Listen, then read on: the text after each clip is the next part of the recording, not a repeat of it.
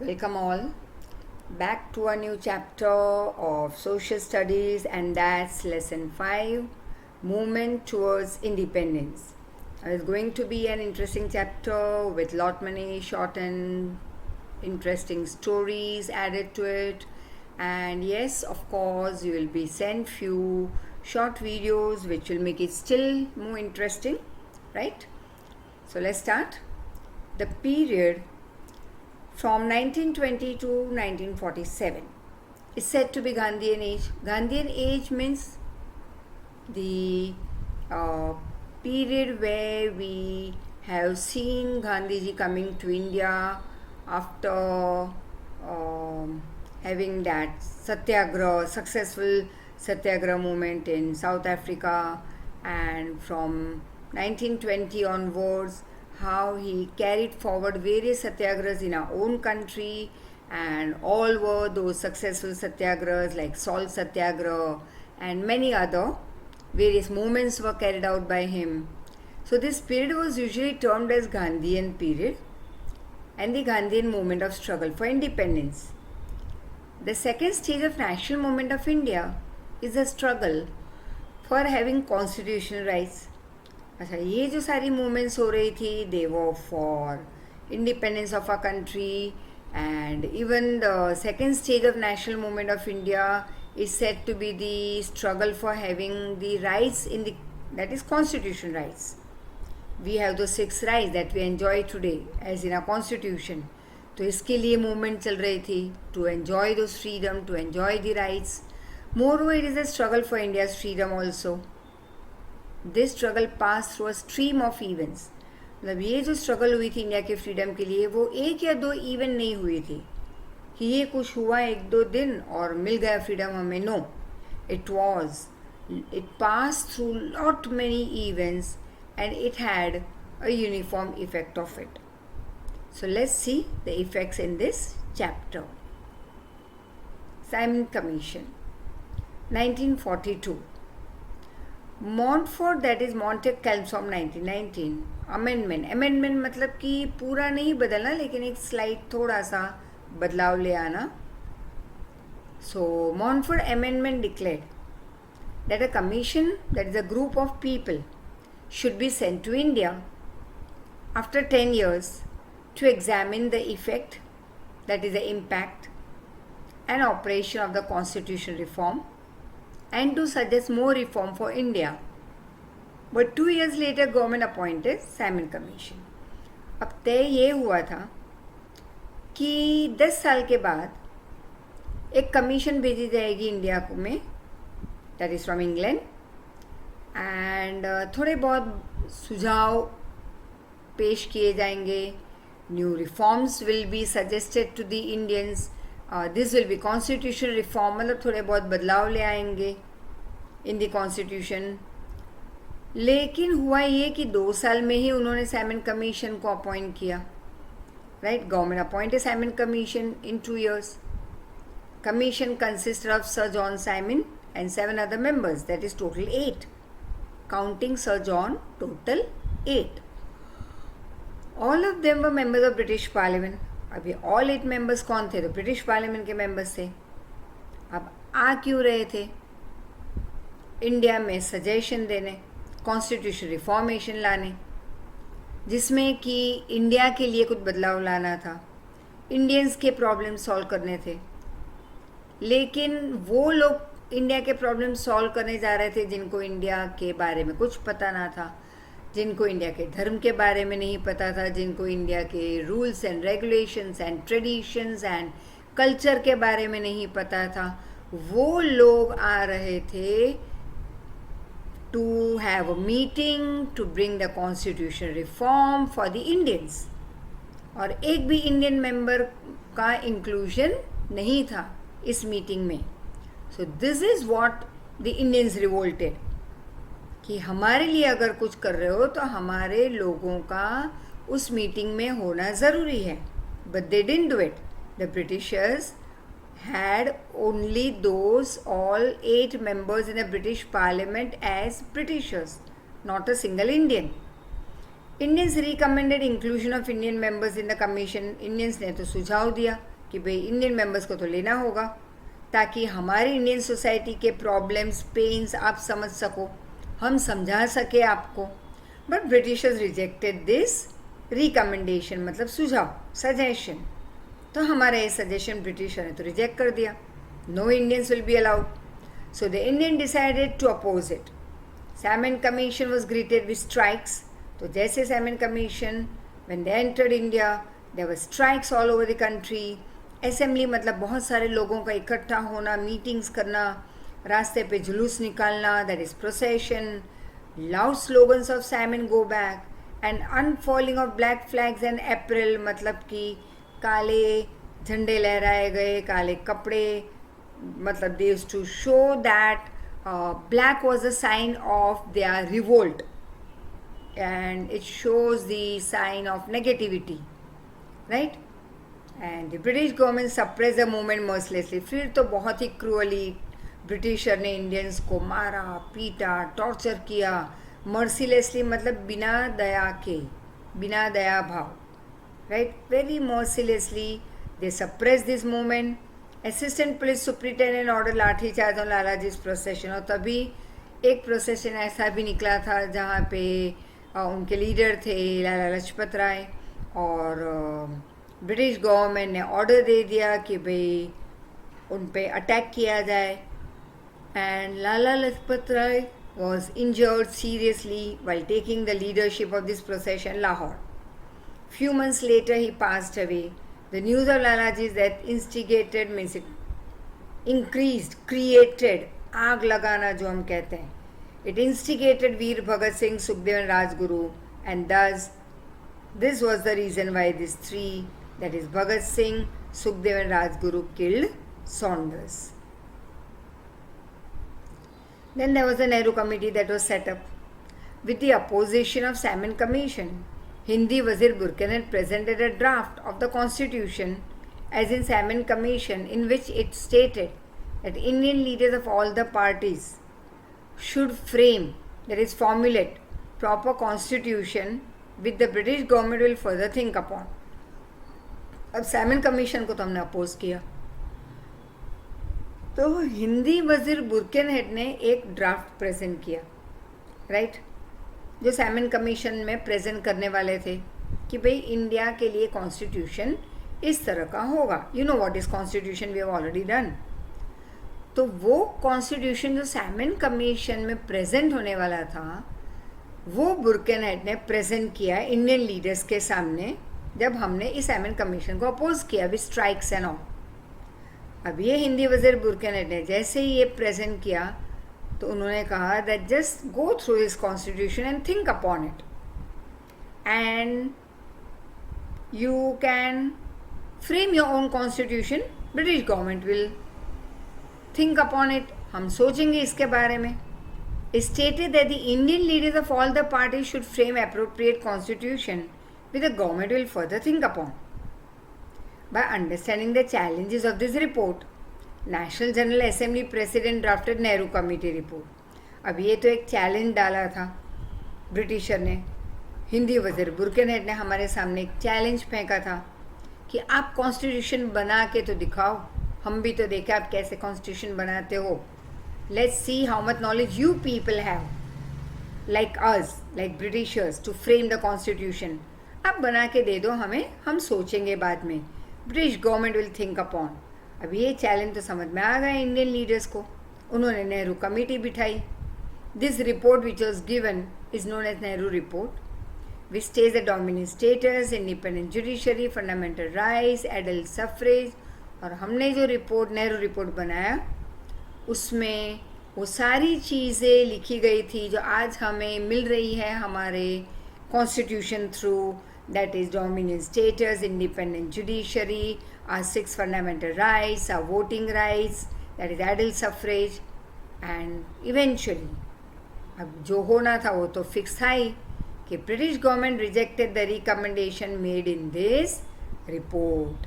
तो हमने जो भी सुझाव दिए नेहरू रिपोर्ट थ्रू वो ब्रिटिश गवर्नमेंट ने रिजेक्ट कर दिए. demand for complete independence. During the time, National Assembly members Jawaharlal Nehru, Subhash Chandra Bose were active national leaders. अब एक्टिव नेशनल लीडर्स कौन थे उस टाइम पे? That was Jawaharlal Nehru and Subhash Chandra Bose, and they were the propagators of complete independence. Propagators मतलब जो propaganda करे, जो लोगों तक अवेयरनेस फैलाए, न्यूज़ पहुंचाए. तो this people, this great leaders were the propagators of complete independence. Youth of India were not happy with the dominant state. They were not, like happy and with dominant status. मतलब कि इनको थोड़ा बहुत independence नहीं चाहिए था कि भाई इस एरिया में फ्रीडम मिला या उस एरिया में फ्रीडम मिला. We wanted complete independence, right? So on the bank of river Ravi in Lahore, under leadership of Jawaharlal Nehru, National General Assembly passed a resolution of complete independence. तो अब हुआ ये कि on the bank of river Ravi in Lahore Jawaharlal Nehru के leadership के अंदर एक resolution pass हुआ of complete independence. After that on 26 Jan 1930 members took the oath of complete independence. फिर 26 Jan 1930 को हमने हमारे सारे मेंबर्स ने, लीडर्स ने ये प्रॉमिस दी, ये ओथ लिया of complete independence, and that we will celebrate 26 Jan as a independence day, right. लेकिन हुआ ये, अब ये हुआ 1930 में. 17 ईयर्स के बाद हमें थोड़ी ना पता था कि 15 अगस्त को हमें इंडिपेंडेंस मिलेगा. तो हमें तो मिला 1947 में 15 अगस्त इंडिपेंडेंस. तो 15 अगस्त को तो इंडिपेंडेंस डे ही देना था नाम.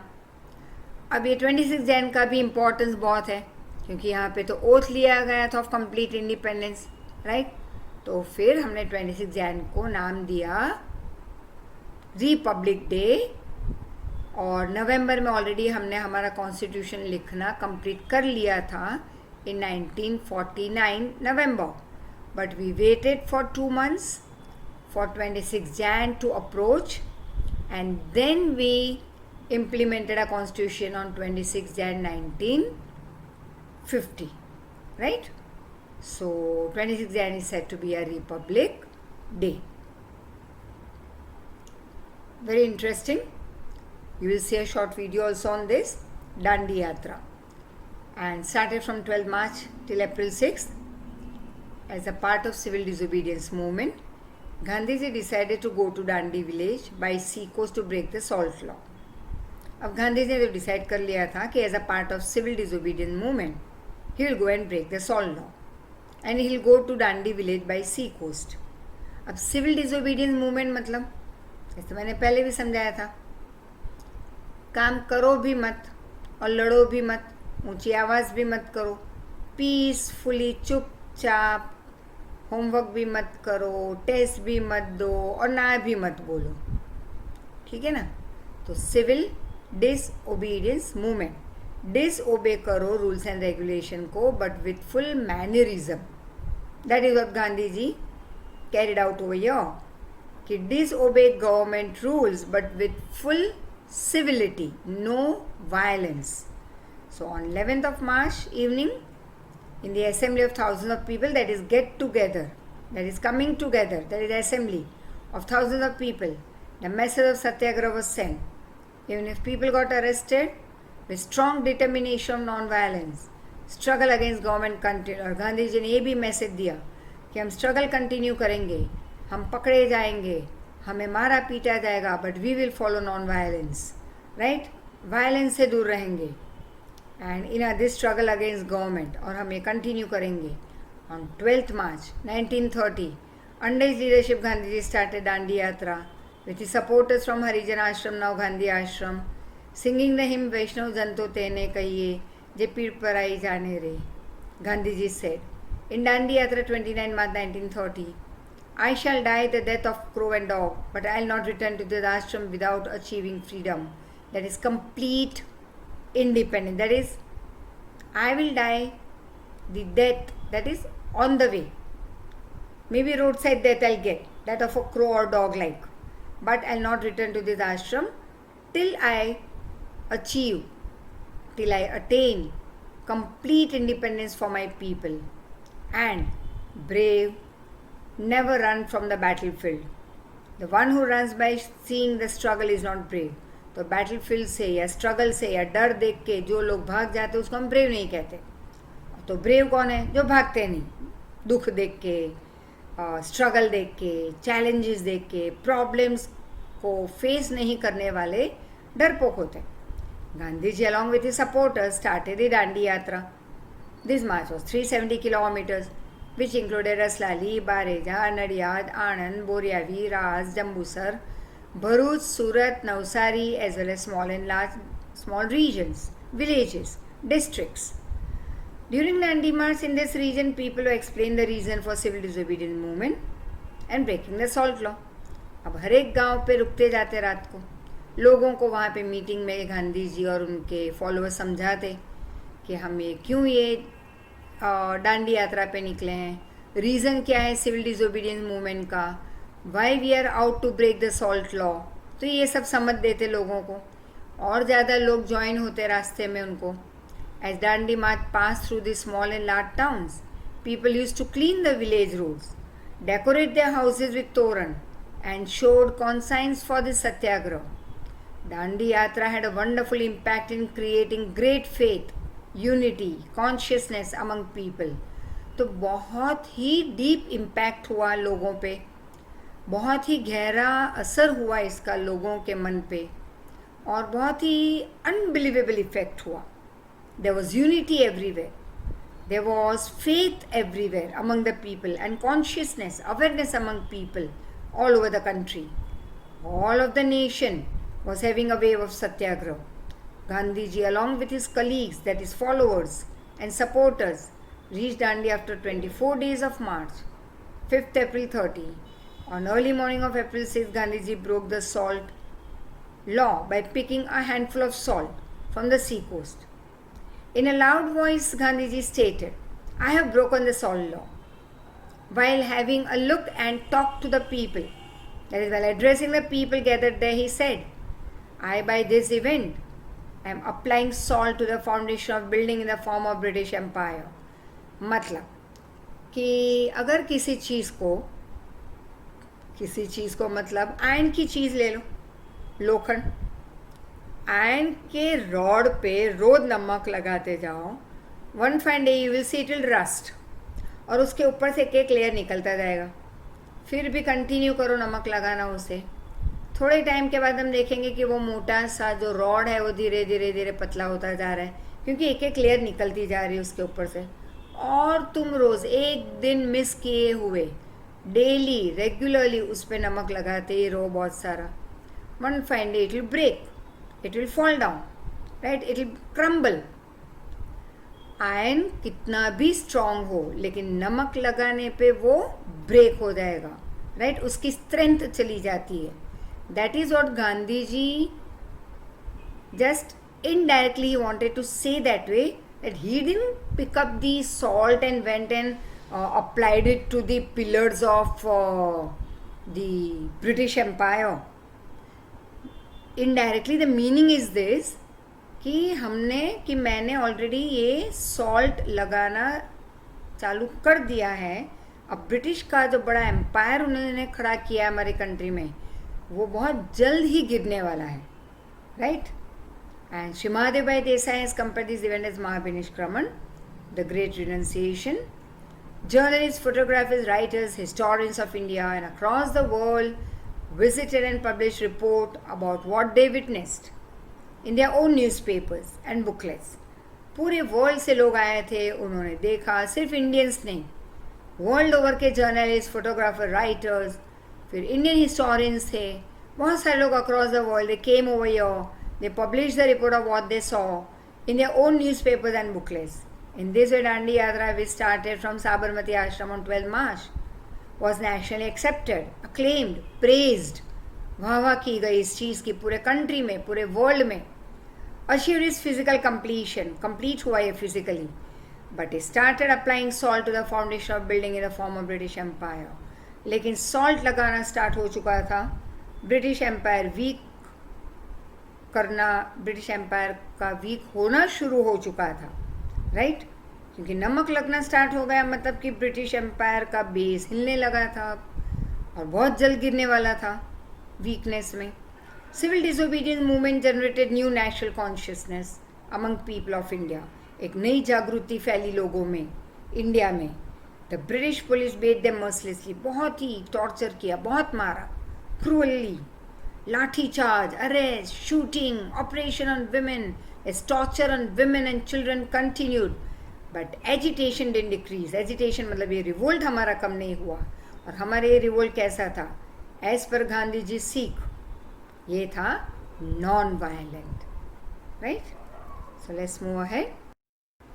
So as we saw up till here about the how Shri Mahadev Desai considered it as Mahabhinishkraman, and this civil disobedience movement, how it generated new awareness among the people all over the country.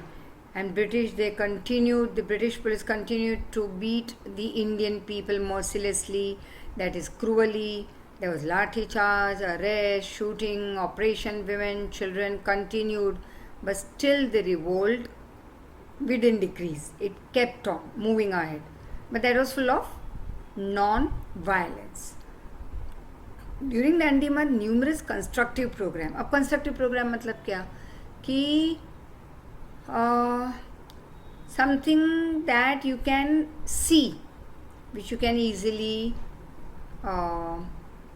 C and you can appreciate, like the Hindu Muslim unity and the boycott of foreign clothes, prohibition of liquor, removing untouchability. बहुत सारे constructive programmes carry out किए और एक promise दी कि social service करते रहेंगे.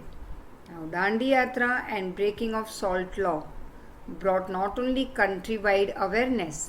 मतलब सिर्फ ये दांडी यात्रा या सॉल्ट लॉ ब्रेक करने से सिर्फ अवेयरनेस नहीं आई, but it also brought fame in respect to non violence struggle and movement world wide. लेकिन नॉन वायलेंटली अगर हम इतना कुछ अचीव कर सकते हैं, वो बात फेमस हुई all over the country and worldwide. Processions, programs, assemblies were conducted for boycotting foreign goods.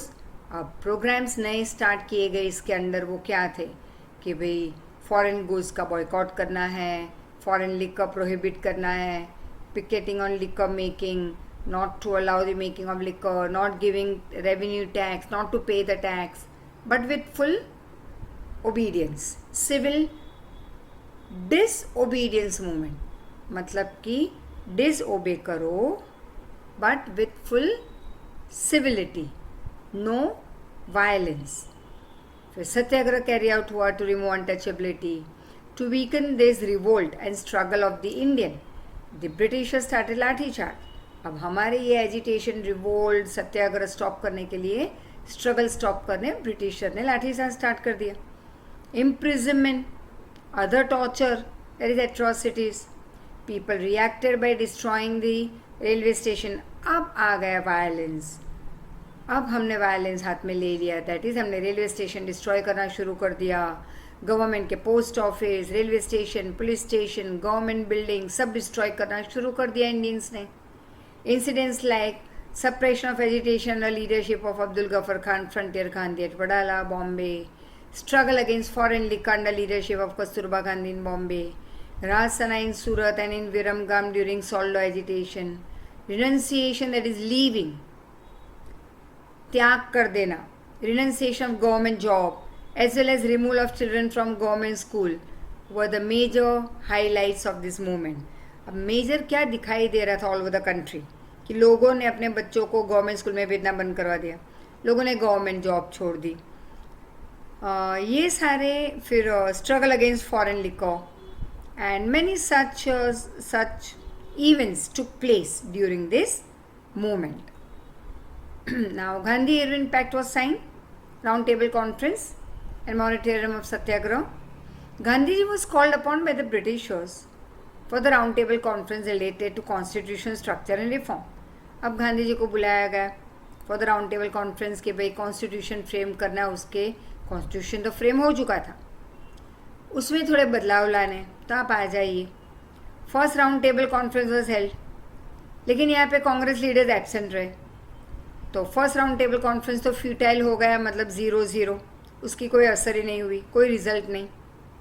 To reconcile with Congress, to unite with Congress, an agreement, that is a pact, was signed between Gandhiji and Irwin, which became famous as Gandhi-Irwin Pact 1931 March, in which permission of free collection or manufacture of salt by people near the sea coast and permission of peaceful picketing were the main points. अब इस Gandhi Irwin pact में main point क्या लिखा गया था कि जितने भी इंडियन सी कोस्ट के नज़दीक रहते हो वो सॉल्ट बना सकते हैं. Free collection and free manufacture of salt can be done by them. In second round table conference Gandhi ji अकेले थे इस मीटिंग में, the only representative from Congress, and Britishers had very discriminating points, मतलब पार्शलिटी वाले पॉइंट्स डाल दिए उन्होंने for various religious committees to which Gandhi ji was not happy. So conference once again became 0-0, futile, right. पहले में तो कोई गया ही नहीं, इसलिए फ्यूटाइल. सेकेंड इसलिए नहीं एक्सेप्ट हुआ, Gandhi ji was disappointed. He said कि यहाँ पे तो जितने भी पॉइंट ब्रिटिशर ने मीटिंग में रखे थे वो सारे हमारे अलग अलग धर्म के लिए पार्शलिटी वाले थे और हमारे इंडिया की यूनिटी को तोड़ने वाले थे ये points. So he was not happy with it, he left the meeting, right. Now quit India movement, leave India, keeping in mind the world situation, that is a world war that was going on at that time. Congress Working Committee decided to end the individual satyagrah, right. Gandhi ji ने सोचा कि चलो भाई individual सत्याग्रह का and ले आए, क्योंकि वैसे भी वर्ल्ड वॉर 2 चल रहा है, ब्रिटिशर को ज़्यादा तकलीफ नहीं देनी है, ज़्यादा टेंशन नहीं देना है हमें. British government attempted to cheat the people of India by Cripps mission. लेकिन एक बाजू जहाँ पे गांधी जी सोच रहे थे अबाउट द ब्रिटिश गवर्नमेंट कि सेकेंड वर्ल्ड वॉर चल रही है, हम सत्याग्रह कैरी आउट नहीं करेंगे, उनको ज़्यादा हम टेंशन नहीं देंगे, तो दूसरी ओर देखते हैं कि ब्रिटिश गवर्नमेंट तो हमें एक के बाद एक हम पे हाँ हमसे चीट कर रही है, राइट. अब इस बार चीट किया उन्होंने इंडिया को by Cripps mission. So Indians were very angry and not satisfied, not happy, they were dejected, insulted. Therefore, people of India now had no faith in British people. They understood that British are not ready to leave India. Gandhiji advised the people to come out of sorrow and be prepared to give a new and last fight. अब लोग तो बेचारे दुखी हो गए कि भाई इनको किसी तरह से भी निकालना है, लेकिन इनकी जो सोच है ब्रिटिशर की वो तो लग रहा है कि वो यहाँ से और 100-200 हज़ार साल तक नहीं जाएंगे. तो अब सारे दुखी हो गए. लेकिन गांधी जी थे एकदम स्ट्रांगली खड़े हुए. उन्होंने एडवाइस दिया लोगों को that come out of this sad full condition and be prepared, be ready, be all of you prepare yourself to give a last fight, a new and last fight against the Britishers. और उनको तो जाना ही है India छोड़ के. So on 9th August 1942 resolution of Quit India movement was passed in the working committee of Congress held at Mumbai. On the second day of the resolution, Gandhi ji, Vallabhbhai Patel, Jawaharlal Nehru, Maulana Azad, other great Congress leaders were arrested. And newspapers व ban. तो सारे important leaders को jail में डाल दिया. Reason ये है कि अगर लीडर्स ही जेल में रहेंगे तो आम आदमी, कॉमन आदमी कैसे लड़ पाएंगे ब्रिटिशर के अगेंस्ट. ये उनकी सोच थी जो गलत थी. फिर न्यूज़पेपर बैन करवाए गए.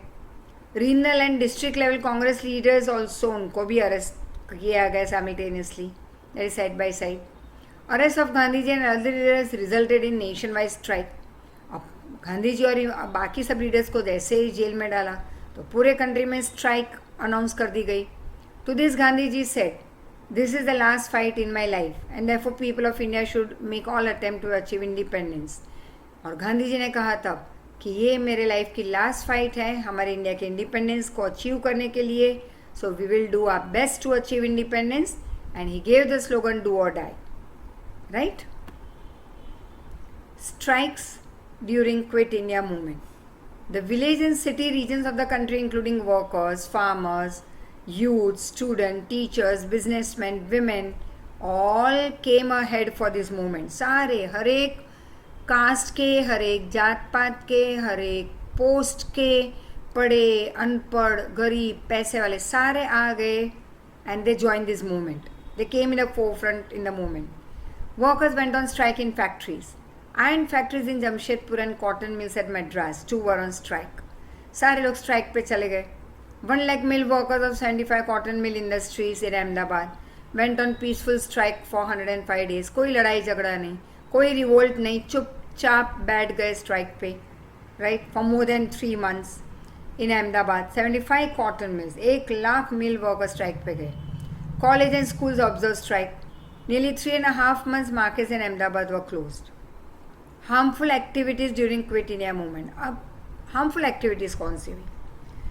Anger against British government was being expressed from every nook and corner of the country.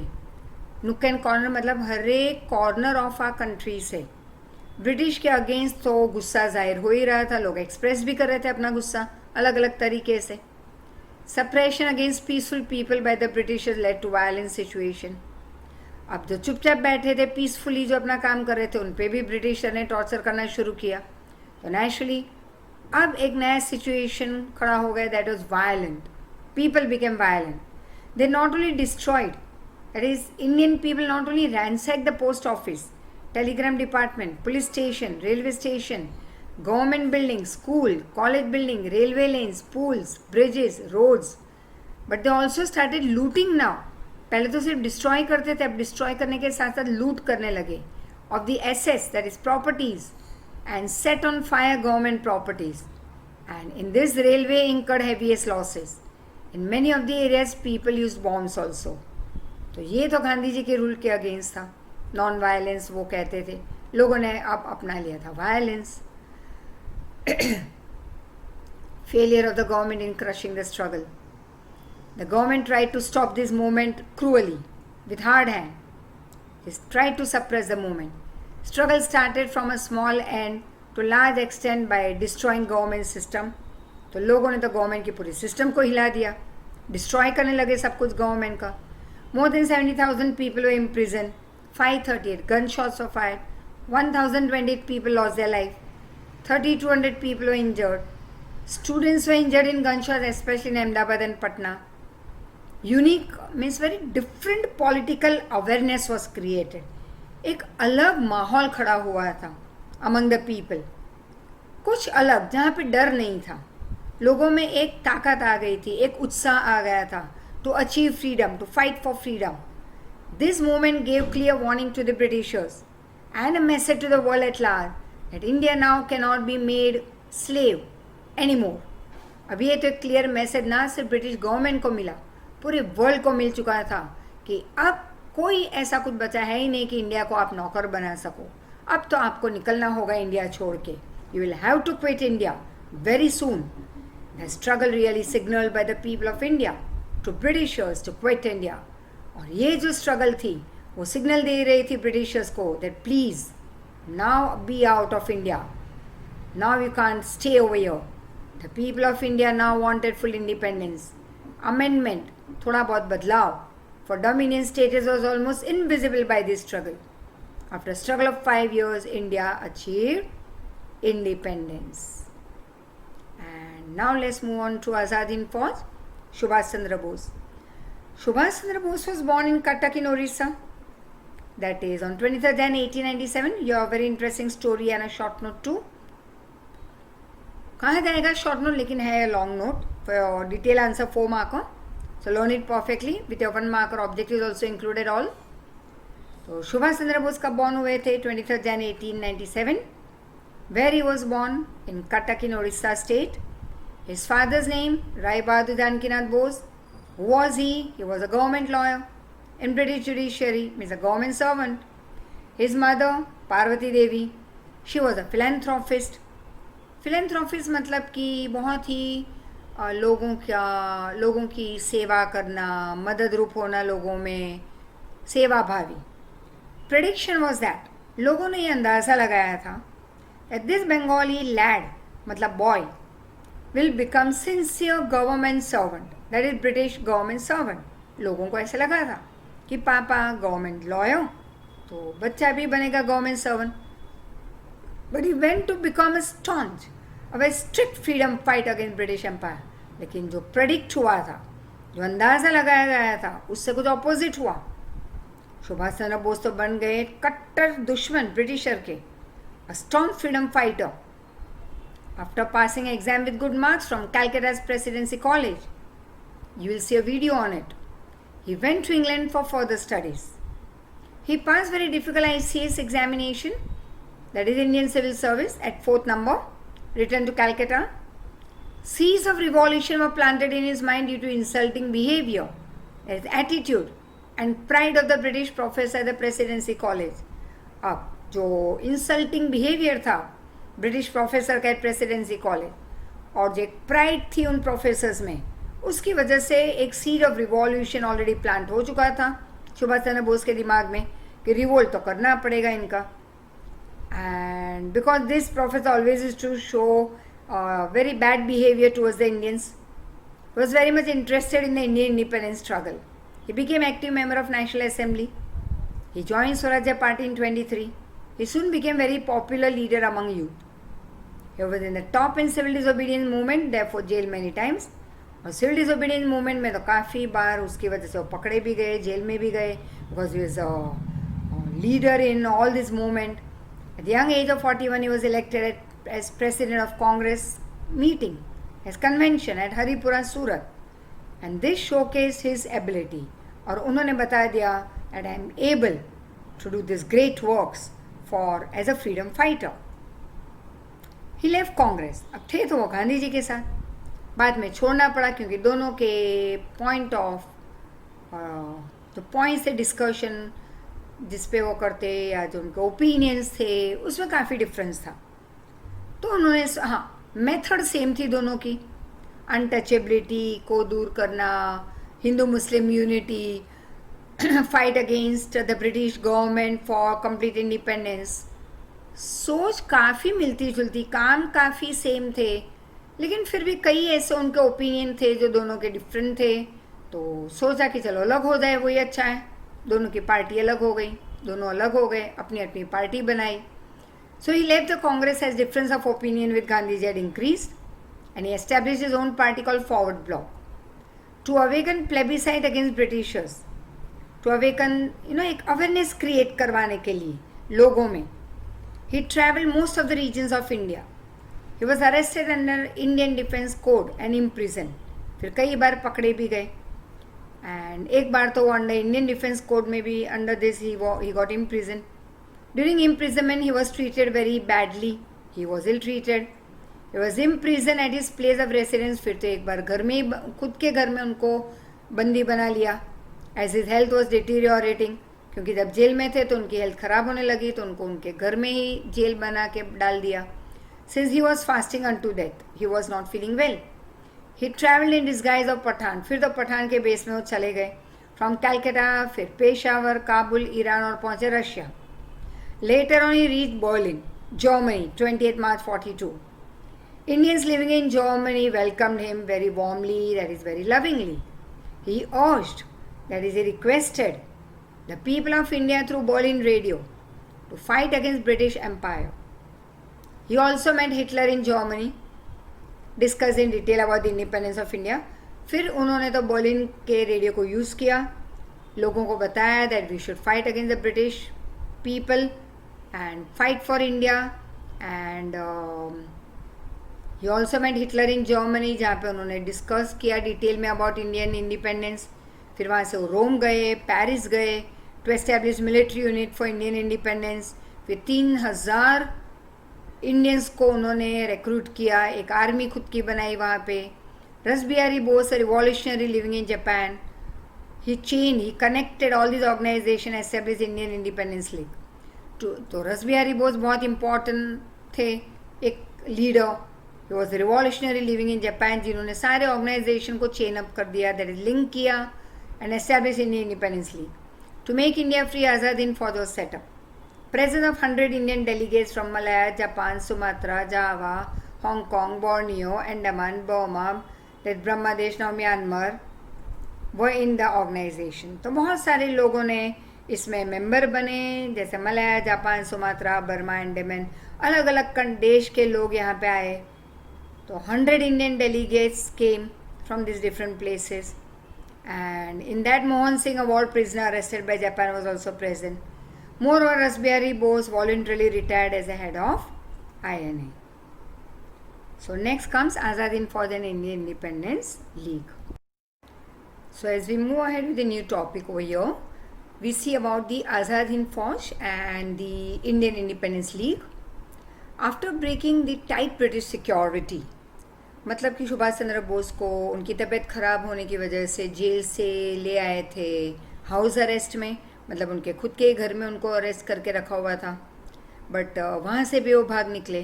Tight British security को ब्रेक कर दिया उन्होंने. As I told you, I will show you a short video on it. And Subhash Chandra Bose cleverly reach Japan from Berlin in a submarine in 1943. That's very interesting. Moreover, Rasbihari Bose of Indian Independence League invited him to be the head of this league. League मतलब काफ़ी बार कर चुके हैं हम, ये word हमने सुना हुआ है. League that is organization, right? जैसे कांग्रेस पार्टी, मुस्लिम लीग, मतलब एक पार्टी, एक ऑर्गेनाइजेशन. तो रसबिहारी बोस जो इंडियन इंडिपेंडेंस ऑर्गेनाइजेशन के जो थे an active member, he invited mister Bose to be the head of this organisation. Japan would provide each and every kind of help for the freedom of our country. Japan ने तो भाई promise दे दी कि हम आपको help करेंगे freedom के लिए. आपको जो भी आपको मदद चाहिए, it could be money, it could be army, it could be weapons, it could be anything, we are ready to provide you for your country's freedom. It was promised that as Japanese army advances towards India, just imagine कि Japanese army India के छोटे छोटे areas को capture करती हुई आगे बढ़ रही है. Provincial government would be formed and Japan would give them recognition. तो जापान ने ये प्रॉमिस दी थी कि हमारी आर्मी धीरे धीरे इंडिया के छोटे छोटे राज्य की तरफ बढ़ेगी, कैप्चर करेगी, और उन छोटे राज्य की जो गवर्नमेंट हम बनाएंगे, इंडियन गवर्नमेंट, राइट, उसे जापान रिकग्नाइज करेगी as a separate country, as a separate government. And on July 2nd, 1943, Subhash Chandra Bose went to Singapore from Japan. There he was elected as the president of Indian Independence League on 4th July 1943. Moreover, Rasbihari Bose voluntarily retired. अब रसबिहारी बोस ने तो voluntary retirement ले ली, right, as a head of INA, that is Azad Hind Fauj, और you can call it Indian national army. He appointed Subhash Chandra Bose as the head of INA. Indians living there now got a good, proper, perfect, able leader to free their country, India. Since then, Subhash Chandra Bose was called Netaji. In his speeches and on radio, he always gave slogans like Chalo Delhi, that gives motivation, inspires the people. Let's march towards Delhi. And तुम मुझे खून दो, मैं तुम्हें आज़ादी दूंगा. Give me blood and I will give you freedom. With this skillful guidance, और उनकी जो guidance थी perfect, he formed a parallel government. Parallel government मतलब एक बाजू तो ब्रिटिश रूल कर ही रहे थे, दूसरी ओर सुभाष चंद्र बाबू ने अपनी खुद की गवर्नमेंट खड़ी कर दी, इंडियन गवर्नमेंट, राइट.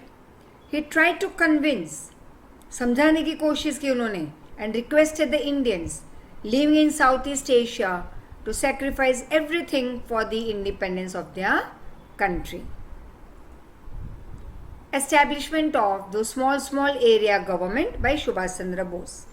जैसे जापान ने स्टार्टिंग में उनको जो प्रॉमिस दिया था, अभी हमने किया प्रीवियस स्लाइड में, that how Japanese government had promise them that will support you, और हमारी आर्मी जैसे जैसे इंडिया के छोटे छोटे प्रोविंस कैप्चर करती जाएगी, उन एरिया को हम इंडिया की गवर्नमेंट का एक रूप देंगे और रिकग्नाइज होगा by Japan as a separate country, independent country. तो Subhash Chandra Bose form provincial Indian government, उसके PM भी बन गए उस कंट्री के, मतलब जितने एरियाज जीते थे उनके वो गवर्नमेंट बने. He became PM. He allotted other department to his companions and formed a group that is cabinet ministers, जैसे अभी रहता है हमारा, हमने 10th चैप्टर में किया था group of ministers.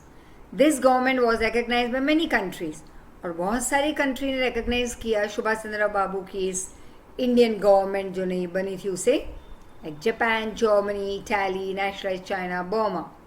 This government recognise Hindi as a national language tricolor as national flag. It was decided to have income by supporting Japan. अब इनकम कैसे मिलेगी? तो जापान को जब भी कोई मदद की ज़रूरत हो तो सुभाष चंद्र बाबू और उनके ग्रुप, उनके लोग उनको सपोर्ट करेंगे और उनको इनकम उनकी बढ़ेगी. Independent role and by property tax.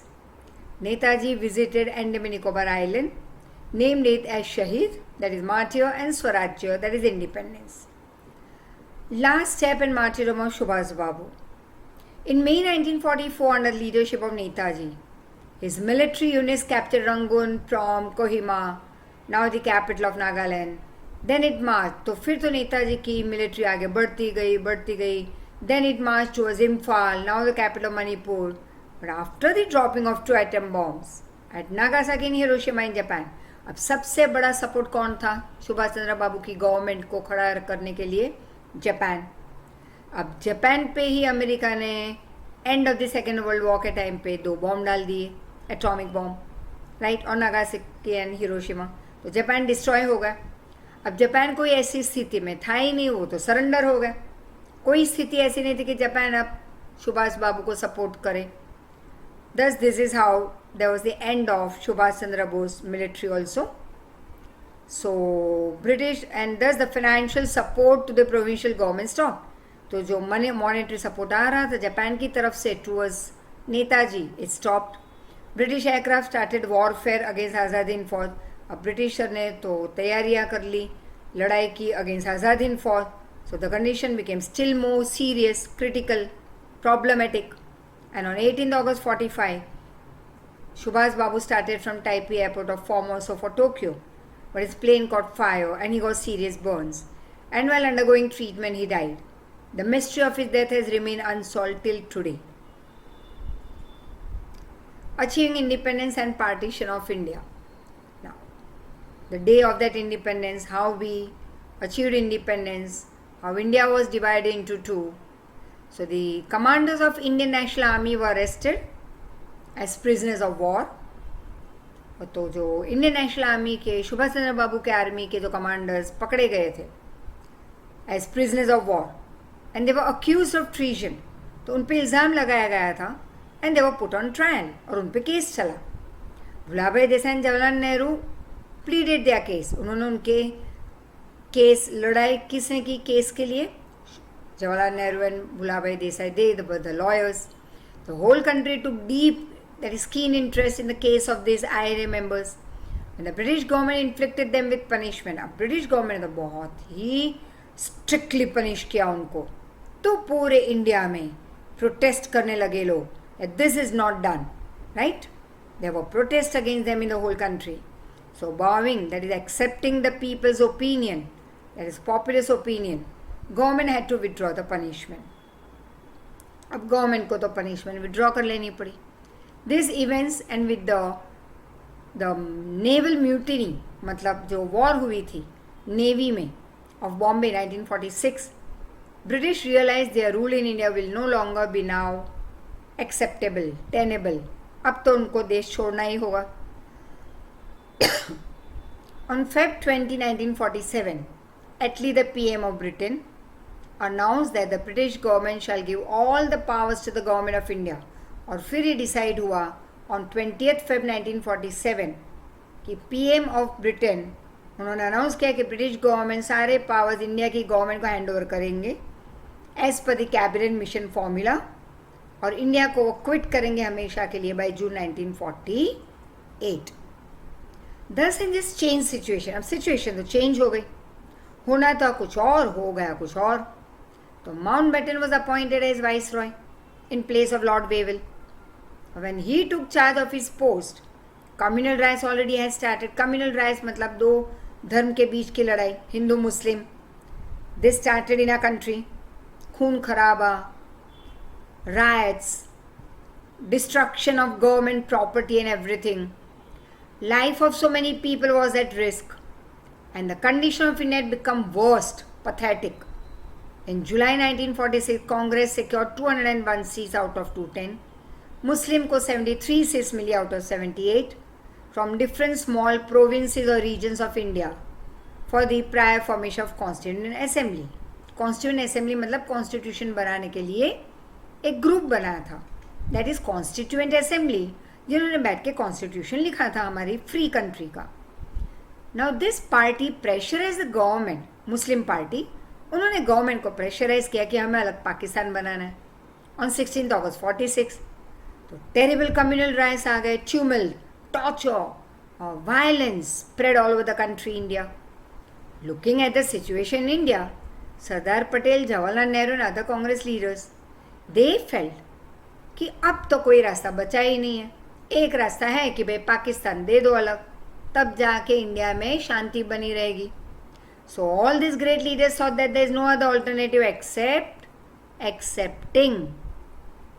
Accept मतलब इसके अलावा, accepting मतलब कि अपना लेना.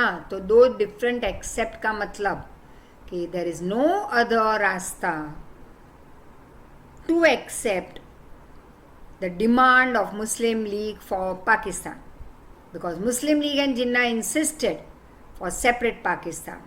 मुस्लिम League boycotted first cabinet meeting. अब मुस्लिम लीग ने पहली कैबिनेट मीटिंग अटेंड नहीं की on 9 December 46. Muslim League executive held on 31st Jan 47 decided to boycott cabinet meeting. अब मुस्लिम पार्टी की जो मीटिंग हुई 31st Jan 47 को, उन्होंने डिसाइड कर लिया हम कोई भी कैबिनेट मीटिंग अटेंड नहीं करेंगे. Decided to boycott it and gave a rapid and extensive programme for the demand of Pakistan. और दे दिया एक बड़ा सा प्रोग्राम लिख के we want Pakistan, we demand for it. Mountbatten convince Nehru and Sardar Patel who understood the matter. अब माउंटबेटन ने तो नेहरू और सरदार पटेल को मना लिया, समझाया उनको और वो मान गए. और उन्होंने ये कहा कि having a well organise central government, having administrative units under the centre shall be more peaceful and progressive instead of weak central government consisting of many individual as autonomous and opposite constituent. Mountbatten ने ये समझाया नेहरू और पटेल को कि एक strong central government बनाओ जिसके अंदर पीसफुली सब काम करे, मन से काम करे, डेवलपमेंट हो, रादर देन एक वीक सेंट्रल गवर्नमेंट बनाए जहाँ पे लोग अपने अपने हिसाब से आगे बढ़े और रोज के लड़ाई झगड़े हो. राइट तो दे दो उनका अलग Pakistan. National leaders found this argument acceptable. तो पंडित जवाहरलाल नेहरू और सरदार पटेल को ये एक्सेप्ट हुआ, ये आर्ग्यूमेंट माउंटबेटन का, उन्होंने मान लिया. Sardar Patel and Nehru discuss this matter with Gandhi ji. He also now had no other way except to say yes. So he helplessly accepted arrangement. Helplessly मतलब उनके हाथ में कुछ था ही नहीं अब. So he accepted arrangement of partition of India with heavy heart. That is with lots of sorrow. So Mountbatten plan आ गया फिर. On March 24th, Viceroy Mountbatten presented his scheme. According to him, there was no other alternative than the partition of India. तो Mountbatten के पास तो एक ही plan था कि भाई अलग कर दो पाकिस्तान को, तभी जाके शांति बनी रहेगी. National and prolific that is great leaders of India like Sardar Patel understood the matter. After many discussion and pondering that is thinking, finally June 3rd, 1947, on this date viceroy Mountbatten decided to present the partition of India's plan. Now this particular plan is called Mountbatten plan क्योंकि Mountbatten ने पेश किया था इसे. जैसे एक घर में अगर देयर आर 2 brothers, फिर उनकी वाइफ, फिर उनके बच्चे, फिर दादा दादी, ये सब साथ में रह रहे हैं, due to some reason they have to part away, तो कैसे हिस्से बनते हैं भाई, 2 थाली तुम्हारी, 2 थाली इसकी, 2 कटोरी तुम्हारी, 2 कटोरी इसकी, और you know there are too many ways. लेकिन अगर एक ही घर में पार्टीशन करना है तो, और वॉशरूम एक ही है तो भैया सुबह तुम्हारा, शाम हमारा, किचन एक ही है तो सुबह का इतना काम इस टाइम पे तुम कर लेना, फिर सुबह इतना काम इस टाइम पे हम करेंगे. You know then when there is only one thing you have to divide it as a time wise. You can't break off and do it. Just like हमारे जो माउंटेन्स थे, हमारी जो रिवर्स, हमने उसे बहुत समझदारी से उसे डिवाइड किया था. You can't cut off the mountain, you can't cut off the reverse. तो बहुत सारे ऐसे प्रॉब्लम्स खड़े हुए जब इंडिया को अलग होना हुआ. And the Congress leaders and Muslim party accepted this plan. When Mountbatten plan started getting implemented, जब ये स्टार्ट हुआ इंडिया और पाकिस्तान का अलग करना है इस पर माउंटबेटन प्लान, जब वो इम्प्लीमेंट हुआ तो people of East Bengal and Sylhet province of Assam decided to join East Pakistan. West Bengal, East Bengal were joined, that is affiliated with India as per decision of their assembly, as of their group. West Punjab joined with Pakistan. It was decided to join Northwest Province, Sindh and Balochistan with Pakistan. Indian Independence Act, July 1947. The British Parliament passed the Indian Independence Act according to Mountbatten Plan. According to this, India's first Governor General was Mountbatten and Janab Jinnah was the Governor General of Pakistan. तो India के first governor general Mountbatten, Pakistan के governor general जनाब Jinnah. By this act India's independence on or you can say India's dependence on British rule came to an end. Means India got 100% independence from that day due to this act of 1947, July 1947. या ऐसे कह सकते हो कि India's dependence on British rule came to an end. Therefore, Gandhiji considers this act as the only one sensible and best and beneficial act given by Britishers to India in this many years of their rule. 200 से भी ज़्यादा साल से जो उन्होंने हमें rule किया, तो गांधी जी ने कहा कि शायद ये एक और एक ही एक उन्होंने एक्ट पास किया ब्रिटिशर ने हमारे फ़ायदे का, and it was the best plan. And the last viceroy of the British government organized a function in New Delhi. At the midnight of August 14, Union Jack of England was brought down from the pole, that is from that डंडा जो रहता है जिसके ऊपर हम लहराते हैं flag को, that's called the pole. And the Indian national flag tricolor was hoisted. तो इंग्लैंड का यूनियन जैक नीचे ले आए, इंडियन नेशनल फ्लैग ट्राइकलर को होइस्ट किया, लहराया हमने. Documents attributing, that is providing, independence to India were handed over by Mountbatten to Sri Rajgopalachari, the first Governor General of Indian in independent India. तो Mountbatten के हाथ से hand over हुआ सारे documents providing independence to India to Shri Rajagopalachari, जो हमारे first governor general बना of independent India. Entire atmosphere was full of excitement. Entire process of transfer of power was completed. 15th August 47 was an excellent dawn for India. All celebrated the first independence festival very happily, cheerfully in the whole country. All were happy. Nook and corner of our country was over happy. Everywhere people hung toran, a good omen, there's a good sign on doors. And there were sweets that were distributed in schools. Many people were taken the promise. There's wow, felt relieved on his fulfillment. But Gandhiji was deeply shocked due to the partition of India. Therefore, he was deeply plunged into sorrowful condition and he drifted into meditation. India becoming independent, तो immediate problems तो आने ही थे. Let's see. India and Pakistan, two separate independent countries, came into existence as a result of Mountbatten Plan and Indian Independence Act 1947. The resolution to the following problem had to be found out. Reorganization of military force. अब military force जो था उसको reorganise करना था, कईयों को पाकिस्तान में जाना था, कई मिलिट्री लोगों को इंडिया में रहना था, तो फिर से बनाना था एक मिलिट्री फोर्स. फिर dispute over assets and properties. अब कितनी प्रॉपर्टीज़ है उसके ऊपर डिस्प्यूट्स हुए, भाई आपका कितना हमारा कितना, आपकी थाली कितनी हमारी कटोरियाँ कितनी. डेट्स एंड क्रेडिट्स, अगर हमने किसी से कर्ज लिया है तो वो कौन चुकाएगा, कितना इंडिया चुकाएगी, कितना पाकिस्तान. क्रेडिट हमारे, problems, settlement of refugees, public services, arrangement of civil servants, लोगों को कहाँ पे क्या नौकरी देनी है, गवर्नमेंट सर्वेंट्स को कहाँ पे कितनों को क्या नौकरी देनी है, सबको सेटल करना था.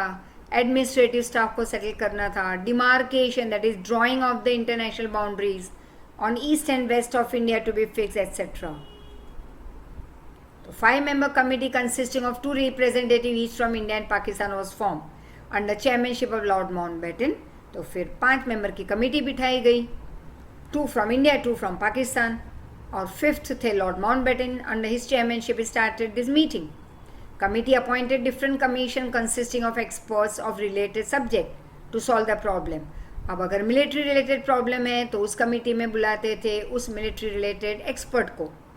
अगर एजुकेशन रिलेटेड प्रॉब्लम सॉल्व करने जा रहे थे तो एजुकेशन डिपार्टमेंट के उस रेलेवेंट सब्जेक्ट के मतलब रिलेटेड सब्जेक्ट के एक्सपर्ट को बिठाते मीटिंग में. In case of any difference of opinion both the countries admitted to accept the final decision given by the जज, दैट इज मिडिल मैन और आर्बिट्रेटर. एंड तो दोनों के बीच में अगर ओपिनियन का डिफरेंस आ जाता तो फाइनल डिसीजन मिडिलमैन का होता, ये तय हुआ था. Consisting of one representative of India and one of Pakistan under chairmanship of the former chief justice of India. अभी आर्बिट्रेटर कौन होता, तो एक इंडिया का रिप्रेजेंटेटिव, एक पाकिस्तान का, और जो थर्ड थे वो हमारे under the chairmanship of the former chief justice of India. Military commandant general of India completed the partition of army military weapons. British Army left India by Feb 2848, and all officers and employees of administration, military, judiciary were given opportunity to choose whether they would serve India or Pakistan. The military commandant general of India, he completed with all the partition of army, military, weapon, etc. अब जितनों को India में रह के सर्व करना था उनको वो छूट मिल गई, पाकिस्तान में जाना था तो पाकिस्तान उनको छूट दे दी जाने की. British Army left India by 28 Feb 48. They were given, and all were given the assurance, that is surety, that don't worry whether you go to Pakistan or you live in India, right?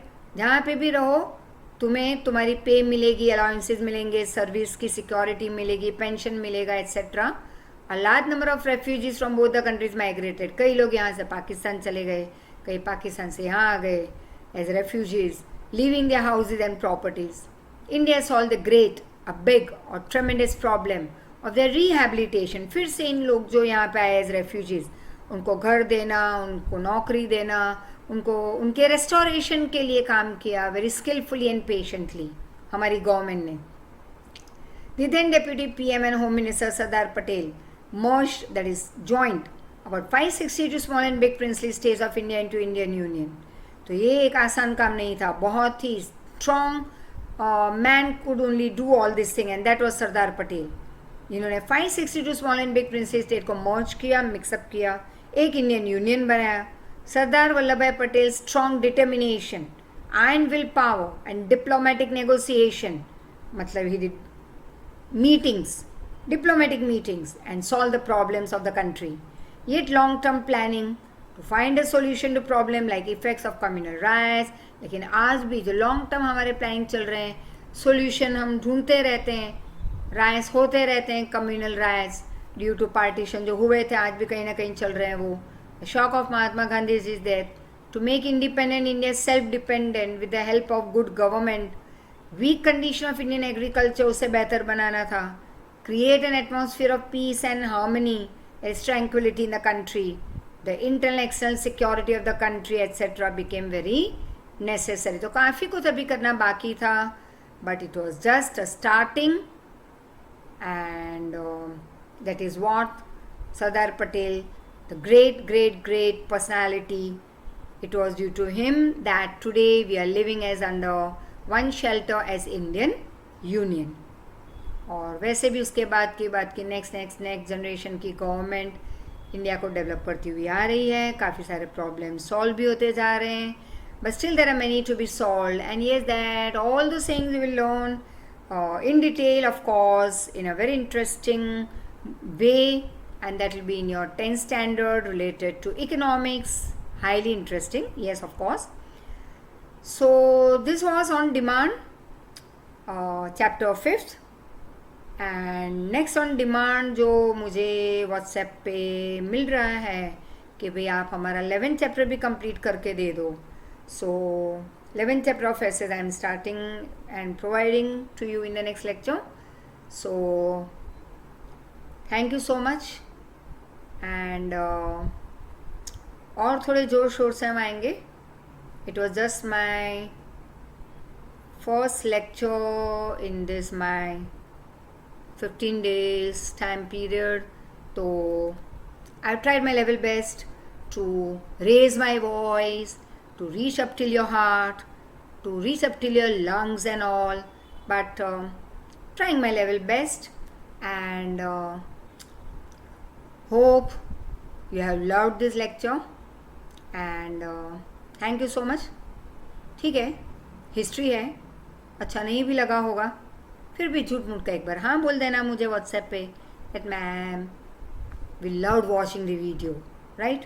क्योंकि बहुत इस बार तो हर बार तो मेहनत करती हूँ, इस बार इस कंडीशन में मैंने बहुत मेहनत की है वीडियो बनाने की, राइट. But I enjoy